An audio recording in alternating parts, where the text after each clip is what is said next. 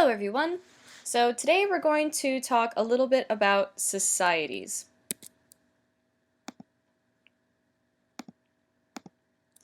Hello everyone! We're going to talk a little bit about societies this week.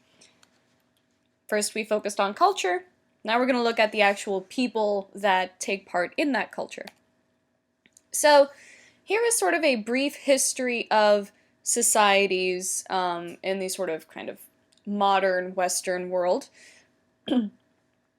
As you can see, some people like to divide societies quite simply between pre-industrial societies, industrial societies, and post-industrial societies. That's sort of the kind of way that we think of the history of societies, and it's mostly defined by differences in sophistication of technology. So, as we get more sophisticated in our technology, we get more sophisticated in our societies. And here are the sort of major societies that we've gone through over time. So you may have sort of heard of a few of these, perhaps from either a world history class or maybe a social studies or geography class, but here are some ways in which sociologists actually look at how these societies have maybe evolved over time. One big idea is that technology and improvements in technology make it so that we can have more control over our environment. And as you can see here, the differences between all of these societies, and of course there are many differences, but for the purposes of this lecture, we're looking at the ways in which we can use technology in order to control our environment and make things more habitable for us as people. So, as our control over the environment increases with better technology, we get a more quote-unquote modern society. The more we depend on our environment and we're kind of stuck with whatever environment that we're in, and we can't really change the environment that we're in, that would make a society sort of more of a pre-industrial kind of society. But let's go through each one individually. So first we have our hunter-gatherer society, and it's pretty much exactly what the name suggests. Our primary method of obtaining food, way back in the day, was hunting and gathering, hunting and foraging for food, and we didn't have that much control over our environment as humans, so if we were in a specific place and we hunted everything we could hunt, and we sort of gathered all the berries we could gather that were safe, and maybe ate some berries that were not so safe, and that's how we figured out which ones were safe. And as soon as an area was sort of spent, we had to move on. So a key feature of the hunting-gathering society was that it was nomadic in nature, had to move around from place to place as we needed to find more sources of food. Then we have a pastoral society in which we're sort of able to domesticate and breed animals. However, this is sort of still kind of nomadic, because if we're sort of, breeding animals and that kind of population dies down, then we have to go elsewhere in order to find more animals to domesticate and breed in order to provide food and transportation. But then as we get more sophisticated, we go to the horticultural society, which has the capacity to grow and cultivate plants. And because we can sort of stay put for a little bit while we grow crops and sort of learn this new skill, we can have a little bit more permanent settlements. And sort of the key here is that the more you can stay put in one place, the more people you can have, the more people you can feed, the more sophisticated the organization of society will be. However, it wasn't until the sort of agricultural revolution that we learned more sophisticated agricultural techniques. So the sort of primary difference between horticultural and agricultural was that when it came to the agricultural revolution, we became so sophisticated in terms of our crop techniques, like, say, rotating our crops so that one piece of soil didn't get completely used up, and things like that, not only could we just feed ourselves, but we can create a surplus, and we can actually buy and sell this sort of surplus, and so that leads to a more permanent and sophisticated kind of society. Onward, we sort of move to a feudal society, which is sort of centered around the 9th century CE. CE is Common Era. And it is a sort of hierarchical system where you have some sort of king somewhere, probably, and a king can't necessarily, keep tabs on every single part of his vast empire, so pieces of land are in control of different lords. Those lords, underneath them, have vassals, which have different sort of houses, and then the peasants are sort of the peasants are the people that do all the work. And it is that system where a vassal pledges fealty to a lord, and then there's peasants working underneath them, and then everything, then the king basically owned everything. That sort of system was replaced eventually by capitalism, where everybody had their own private property and could buy and sell goods sort of as they pleased. Now, when we think of the industrial society, we can obviously think of the Industrial Revolution, which is a huge, huge major movement, huge boost in technology. You have the rise of things like cities, and there is a little bit more of an increase in social mobility. Under the feudal system, if you were a peasant, there was very little hope of moving up from that station. And whereas on the other hand, under sort of a capitalist industrial society, by having that surplus of crops, or being able to, make a fine watch or something, and being able to create a business and sort of buy and sell those goods, there are ways for you to be able to work your way up in society because of this industrial revolution. Now, a lot of sociologists would argue that we are in a post-industrial society where it's not so much sort of physical goods and services, or rather physical goods that we're trading and selling. We are now trading in information, and we are now a more digital society. And instead of our ability to craft a watch necessarily, it's our capability to have whatever information it is that we have, and that the sort of education and technical skills, these things are way more important than our skills, say, doing any kind of form of manual labor, which any sort of pre-industrial or industrial society might see as valuable.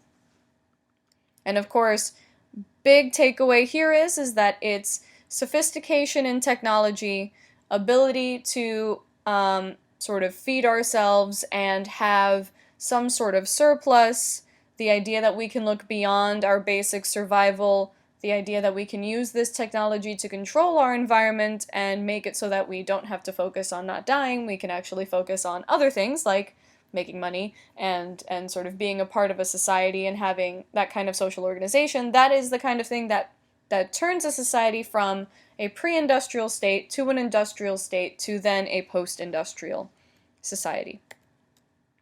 Now, when it comes to sort of general overviews of theories on society, and we will constantly go back to, our sort of big three theories here.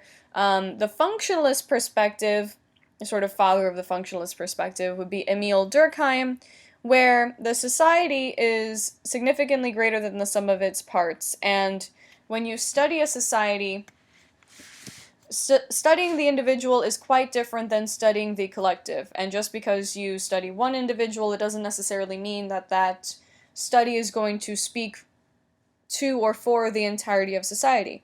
And in turn, just because sort of things happen in a general way among a society doesn't necessarily mean that there may be sort of individual anomalies along the way. What Emil Durkheim observed is that there is a sort of collective consciousness going on within a society, which is basically the communal beliefs, attitudes, and morals of a society. So a lot of these sort of non-material culture stuff, that would be your collective consciousness. What another thing he sort of observed was that there is also different degrees of social integration, which is how strong your ties are to your particular social group. And what he sort of did was in his kind of big work on suicide, where you see the differences between suicide rates in his time between Catholics and Protestants, he sort of pointed to this idea of the collective consciousness and social integration, and differences between that in Catholicism versus Protestantism. In Catholicism, you have a way stronger social integration, and the collective consciousness is a lot sort of stronger, whereas in the sort of Protestant belief form, because it is so individual, there is a lower degree of social integration, which makes it not necessarily easier, but it would make a person more likely, perhaps, to commit suicide. So, what is it that holds societies together? In the pre-industrial state of a society, usually what it is something called mechanical solidarity, where the reason things exist is because of tradition. And tradition is usually the sort of explanation for how it is that things sort of run the way they're run in pre-industrial society. Things are done because they've always been done that way, and as long as, well, basically it's, if it ain't broke, don't fix it in a pre-industrial society. On the other hand, in an industrial society, there is a thing called organic solidarity, which is, rather than sort of focusing on necessarily kind of blindly going by the sort of random tradition that it is that unites us, we have an acceptance, somewhat, we have an acceptance, and not so much an acceptance, but also an acknowledgement of differences between people, and realizing that despite our differences, we can coexist to some, and sort of perform our act, whatever it is, and sort of stay together for a greater societal purpose. And a key sort of difference between a pre-industrial and industrial society is sort of the function of law, right? Everything has a function, everything has its place. And law, in particular, has different functions depending on whether a society is pre- or industrial or even post-industrial. In a pre-industrial society, if you stole something, maybe, you'd have some sort of, revenge type law where your arm would get cut off, right? And the idea is behind that law and sort of punishments for breaking that law is that if you did something wrong, then it was all about punishment and sort of making sure that you didn't do that again, and not only would you not do that again, but that other people would see you and kind of realize, okay, well, if that guy's hand got cut off, then maybe I shouldn't steal a loaf of bread, right? On the other hand, in an industrial society, laws are there, and the purposes of punishment is all about kind of finding ways to try and reintegrate the person into society, right? So there is an idea of punishment a little bit behind that in order to sort of detract other people from doing it, but on the other hand, and of course this is, depending on the law in which one you break and how severe it is, but for the most part, a sort of legal system is based on restitution and making sure that that whoever sort of suffered from the breaking of the law is kind of restored, and also so that the person can eventually, depending, be sort of folded back into society as a sort of new, changed person, right? So when it comes to societies, and of course depending on the theory that you look at, there's differences in technology, but also differences in the way that we organize ourselves and think of ourselves as a collective being. Now, for conflict theory, on the other hand, Conflict theory is very heavily focused on specifically the economy, and as we remember, Marx was sort of the granddaddy of conflict theory. And the conflict seen here is a major conflict between the bourgeoisie, who are the owners of the means of production, people that own factories, and proletariat, the workers, right? So the people that work in the factories. And there is a constant conflict there between, the people that own the means of production and the people that do not and merely sort of work within the means of production. There's always sort of class struggle going on. And what Marx focuses on is sort of the way in which this particularly industrial society becomes alienated due to their work. And he sort of looks at the kind of the sort of industrial capitalist society in particular and sees the kind of failings or sort of potential for failure within the capitalist society, and sort of points towards alienation as being a place where there could definitely be potential problems. So what is alienation? In particular, alienation for Marx is where people, through the course of their work, rather than being concerned with the thing that they're making, they are concerned more with what kind of money this is going to get them. And let's take a closer look at alienation here. So let's say that you are in a factory that works on watches.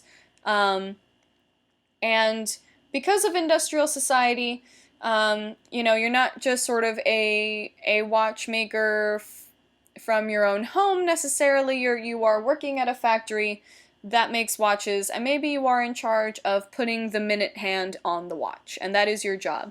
You put the minute hand on a watch, and you send the watch on down, and you get the next watch, and you do the exact same thing forever and ever and ever.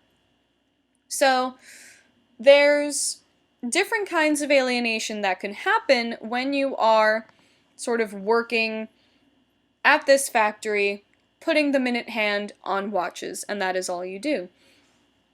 And particularly because you do not own the means of production. So first, you get alienated from the product of your labor.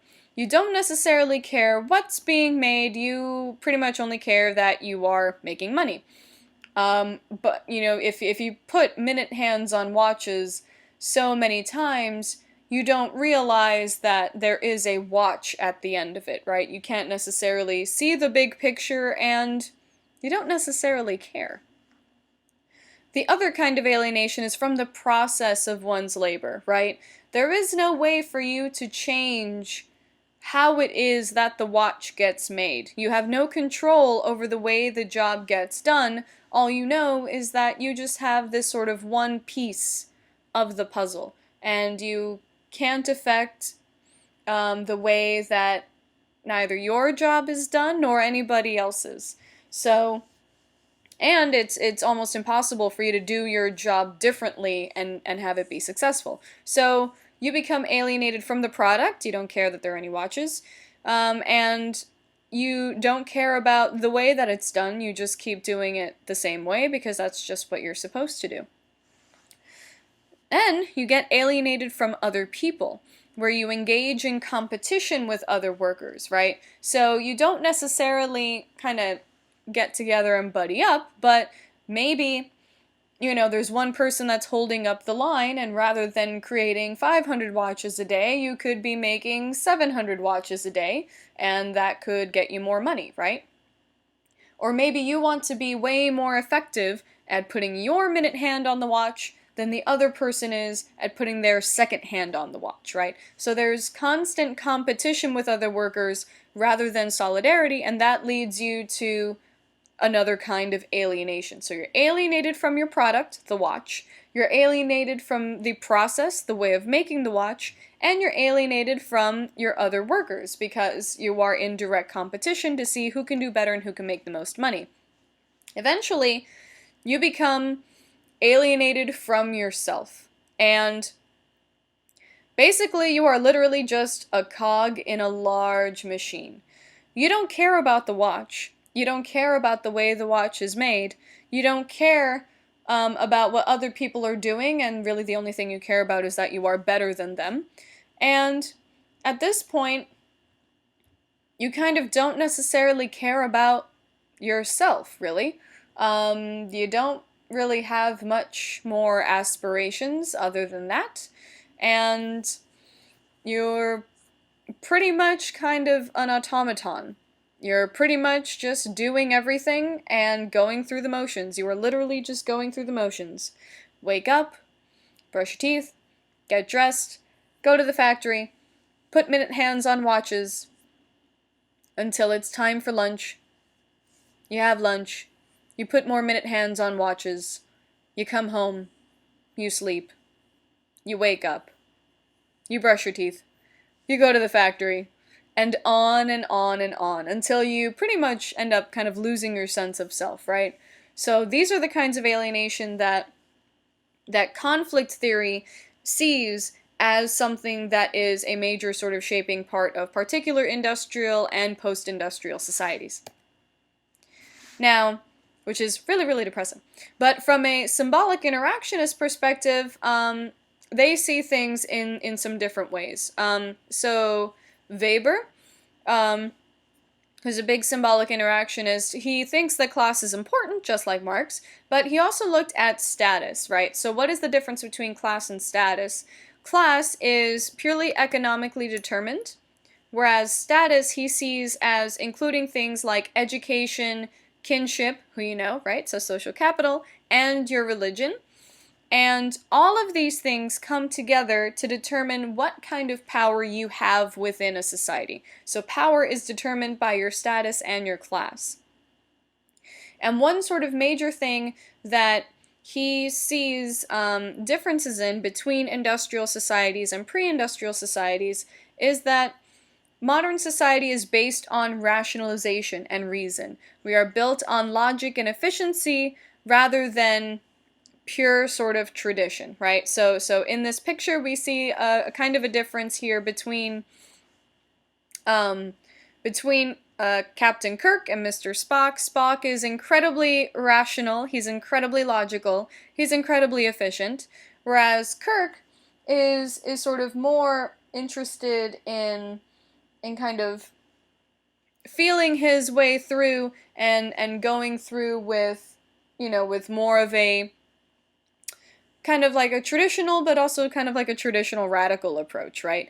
And when rationalization gets to be too much, you end up sort of finding the same problem as you do in kind of Marx's Alienation, where you kind of, I don't know, you almost end up in sort of a matrix type point, right? Where everything is all logic, everything is efficiency, and we kind of can ultimately, and this is sort of the vision for kind of big hyper-rationalization, is that, you know, everything is run by computers, everything is run by logic, we put tremendous trust into expert systems, right? So the sort of logical rationality of trusting your phone to wake you up on time, right? And that can eventually make it so that a society become, you know, alienated from itself in a way, right? It can become some sort of kind of unfeeling thing, rather than something that it's purely logical, it's incredibly efficient, but there's no sort of room for perhaps a Captain Kirk in a society. It becomes someplace like the Matrix, right? Where everything is absolutely perfectly designed and there's no necessarily room for error or fun. So, speaking of the Matrix, what a symbolic interactionist sees is the sort of social construction of reality. And the way that that our reality and our existence in society is constructed is through a process of habitualization. We construct our own society and we accept what we see as fact. Society is habit. So you kind of in a sense. You go through the motions in society just out of habit, and this is how you sort of learn things, right? And particularly because, we can't basically think about every single little thing we do every day. Whatever kind of works within our social being is the thing that we're going to be kind of comfortable with. Society is habit. We wake up every day and do a lot of the same things, and we interact with people in certain set ways because it's habit. And as long as everybody sort of does that, and we kind of all agree on our different habits, then our society can kind of run smoothly. And there is this idea here called the sort of W.I. Thomas theorem, where if we define situations as real, they are real in their consequences, right? So this idea that, for example, as we might learn in our gender chapter, and maybe our, in sort of conversations about race as well, is this idea that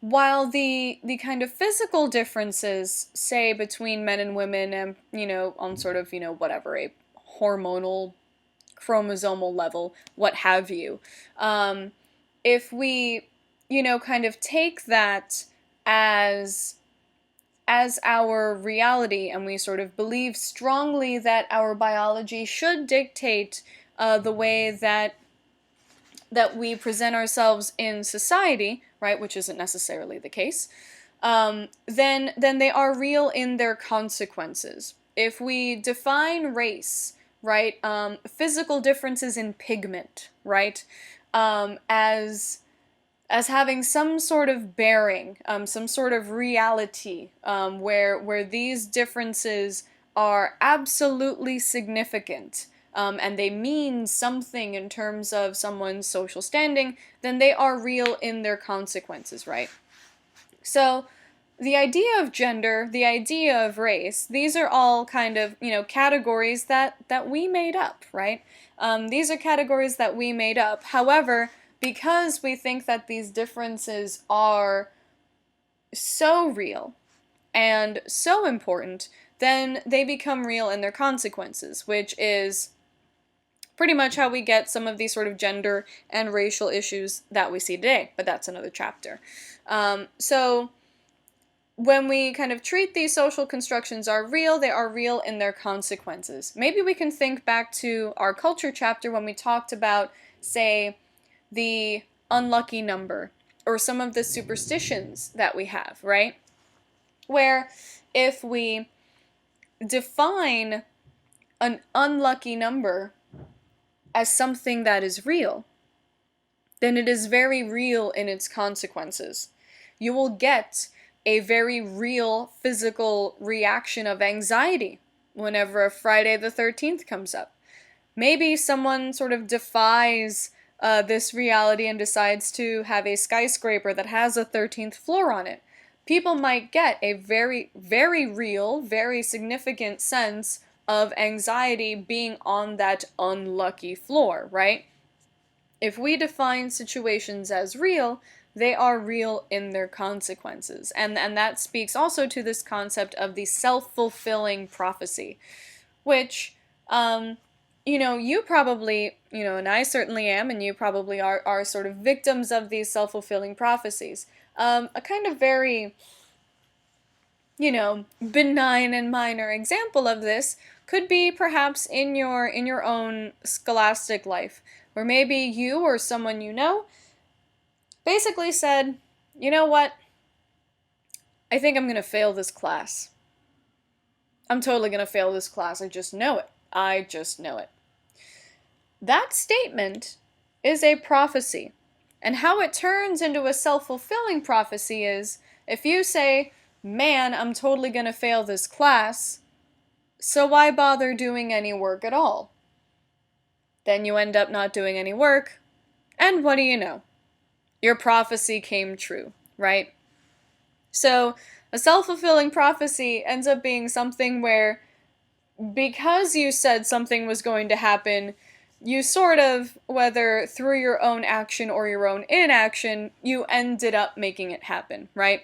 So definitely be aware of the ways in which, kind of self-fulfilling prophecies and this Thomas theorem plays out in your real life. And kind of think about the ways in which we ourselves construct our own sort of versions of reality, right? Think about the things that you think are important, and think about the things that you absolutely, oh my god, you have to do. Do you really have to do them? Or are you defining these situations as so real that they demand action? I don't know. Some food for thought. Now, as we sort of mentioned before in our history of, kind of our sociological history class, there was this dude named Irving Goffman, which had a really, really cool theory about social interaction called the dramaturgical model of social interaction, where, and we sort of kind of started off talking about this, where each of us have different roles in society. And these roles are patterns of behavior representative of your social status. And these statuses are responsibilities and benefits based on rank and role in society. Quite simply, you have your role as a student, and your status could be particularly based on your rank and role within that, within your society. And so let's think about your statuses for a second, and think about, well, let's see, this is an introduction to sociology class, so let's think of yourselves as college students, right? The role of college student, would it be ascribed or would it be achieved? An ascribed status is one that is not chosen. It is something that you are born into. So your ascribed status could be things like the responsibilities or benefits that you would get from being born within, say, an upper middle class, as sort of like an upper middle class person, right? As your role as an upper middle class person, right? You're born into that. You don't necessarily, you can't choose what you're born into. Your ascribed status can also be things like perhaps your gender, things like your race, stuff like that, and there are responsibilities and benefits, and maybe some not so benefits, depending on the things that you are ascribed. On the other hand, you have achieved statuses, which are chosen, and these are things that you do work for. So you can say at some point that maybe your ascribed status was perhaps lower middle class, but through perhaps a combination of hard work and maybe some entrepreneurial spirit or something, maybe you can get all the way up to being the CEO of a major corporation, and then your achieved status could be an upper middle class or just plain old upper class person, right? And that is something that you chose. That is something that you kind of made happen. So think of what your ascribed and achieved statuses are. On the one hand, you kind of have to go to school, right? You have to go to high school at least and finish high school. That's, I think, pretty much the law, right? That would be an ascribed status as a high school student. Being a college student, on the other hand, and taking college level classes, that would be an achieved status, right? Because you chose to do that. That's sort of, you're not born knowing that you're going to be a college student, particularly a Doral college student, right? So that is a chosen status, right? So think about what your ascribed statuses are, the things that you can't choose, the things that you don't necessarily have control over, and think of your achieved statuses. What are the things that you do choose, right? And keep in mind that within your status you have responsibilities and benefits based on your rank and your role within a particular society, whether that is ascribed or achieved. Now, sometimes, think about all of the different roles that you embody. You have a role as perhaps someone's child, maybe you're a brother, a sister, maybe you're someone's partner, maybe you have somebody Maybe you're a coworker, maybe you're an athlete, maybe you're the president of a student organization, right? We have all sorts of different roles.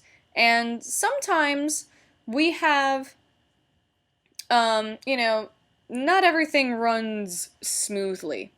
And the ways in which your roles can kind of not run so smoothly are role strain and role conflict. Role strain occurs when too much is required of a single role, and I can imagine you are probably experiencing that right now in your role as a student in general, right? Because not only are you expected to get through your high school career, but you're also taking college level courses as well, right? And maybe on top of that, somebody told you that extracurricular activities are also important, right? So you have to add extracurricular activities on top of your college level work and your high school level work.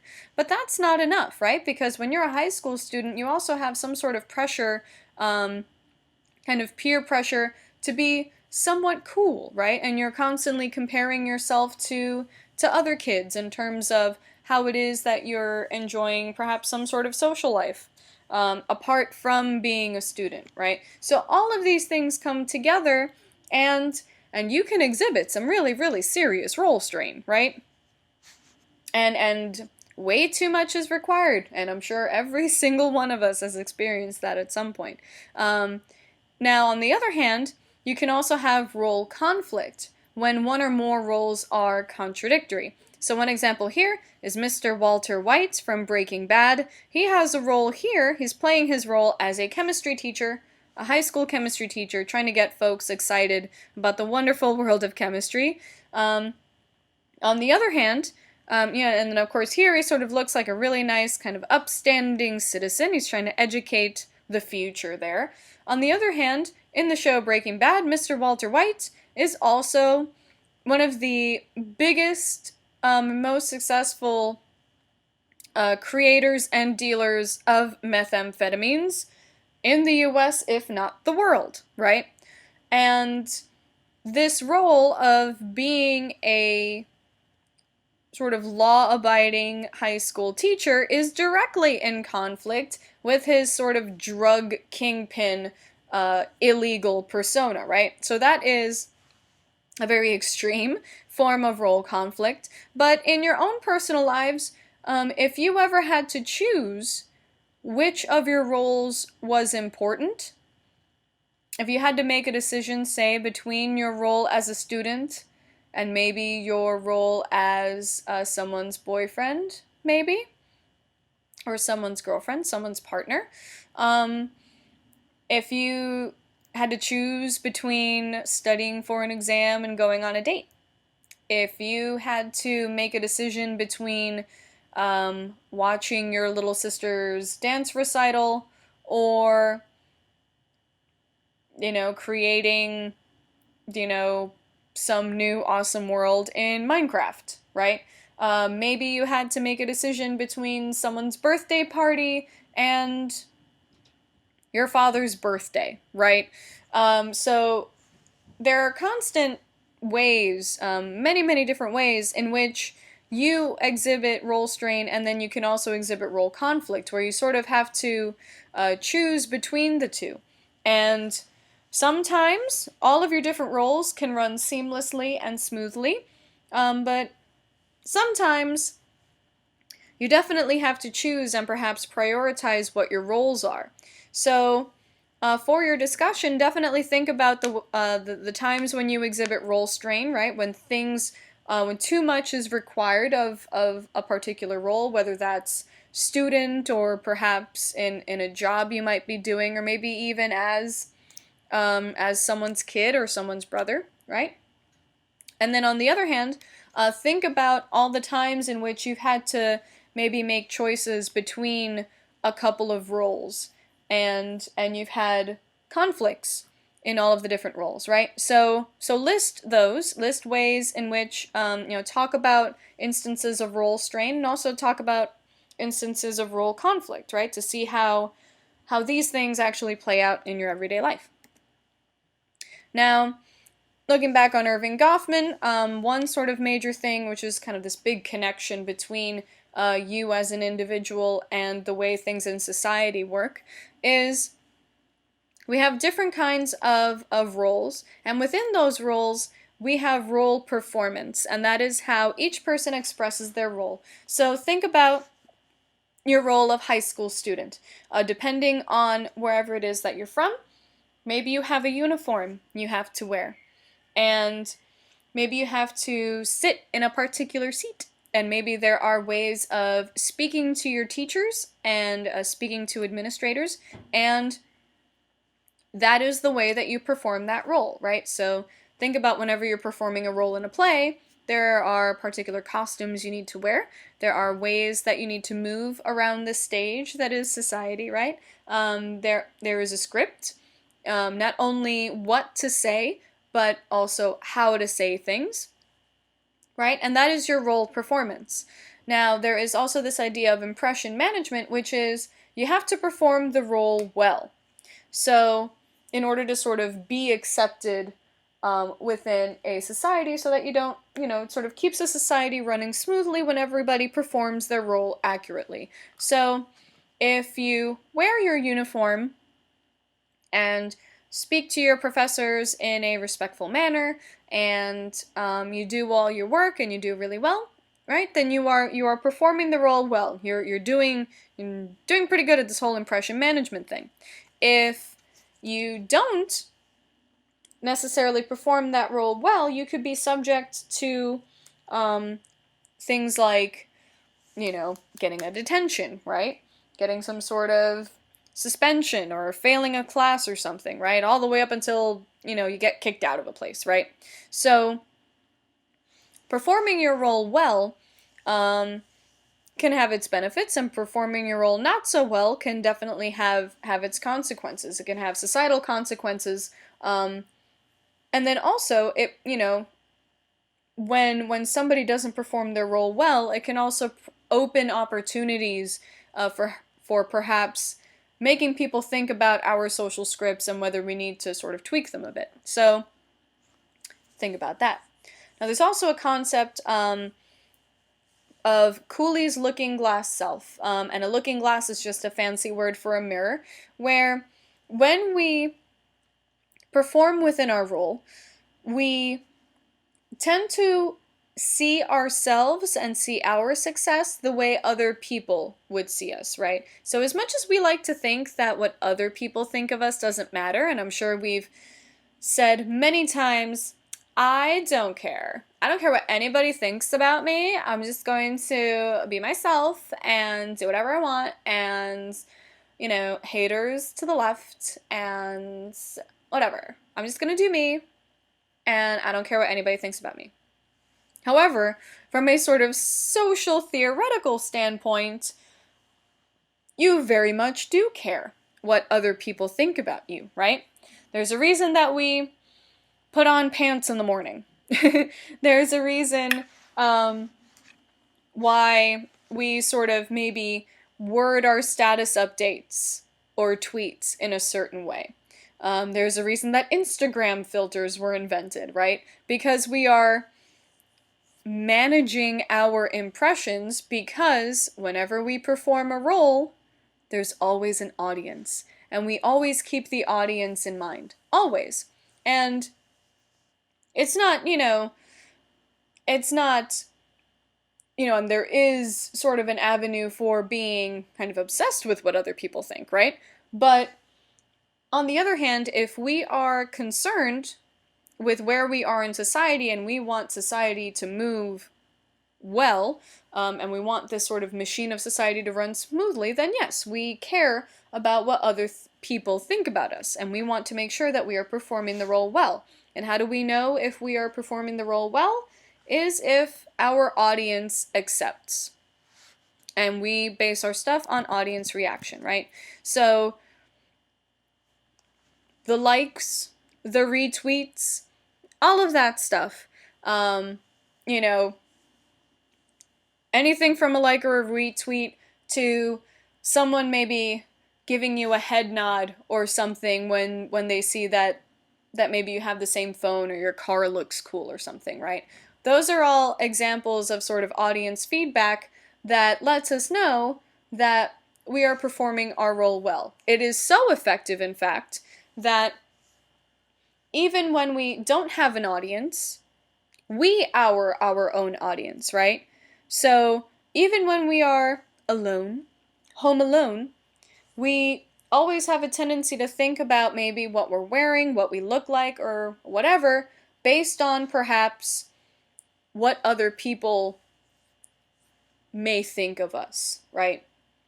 Which is why maybe, even though you know you might not have company coming over for a really, really long time, you maybe want to make sure that your house is a little tidy.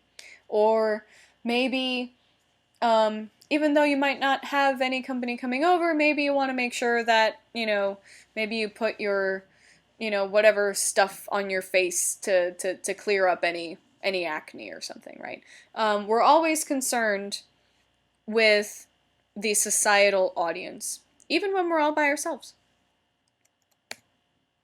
So, thank you for our journey. Thank you for taking this kind of like, albeit tiny, short little journey through thinking about society. This is a basically very general overview of the ways in which kind of big major sociologists look at society. But later, we are going to dig really, really deep into individual portions, right? So we are going to look at agents of socialization. We're going to look at the ways that the media is a strong part of socialization, and gender, race, all sorts of stuff, right? So this is just a general view, and next week we're going to dive really deep. Looking forward to it.